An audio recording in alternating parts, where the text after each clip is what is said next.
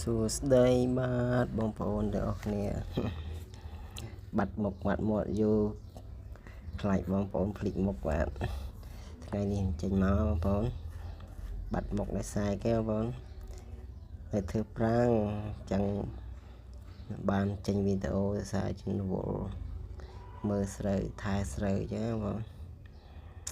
ឡូវធ្វើចំតែឆ្នាំពិបាកថាពិបាករឿងអីបងប្អូនពិបាកទៅថាប្រេងថ្លៃសាំងថ្លៃស្រូវយើងថោកចឹងហើយបានគិតទៅអ្នកធ្វើស្រែពេលតនេះវីដេអូនេះសូមផ្ញើទៅក្រសួង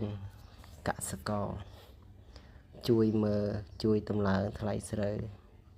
ឲ្យបានខ្ពស់ដូចថ្លៃសាំងថ្លៃប្រេងផងសាំងប្រេងថ្នាំស្កូវជីថ្លៃកប់ពពកចុះហេតុអ្វីស្រូវមានតែចុះចឹងជួយពិនិត្យមើលផង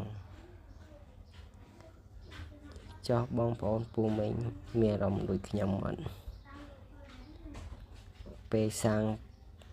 ប្រេងឡើងថ្លៃចឹងណាមួយឆ្នាំហ្នឹងស្រូវក៏មិនសូវល្អដែរសារដាក់10ចឹងវីដេអូនេះមានទេបងប្អូនមានតែសុំស្នើទៅក្រសួងជួយមើលការខុសត្រូវកសិករខំធ្វើស្រែជួយលើកទឹកចិត្ត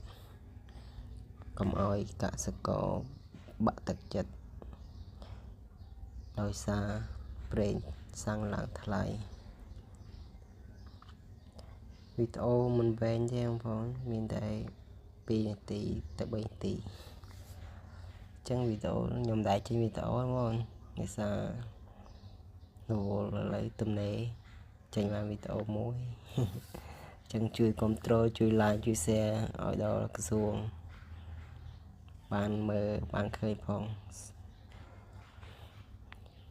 សូមអរគុណបងប្អូន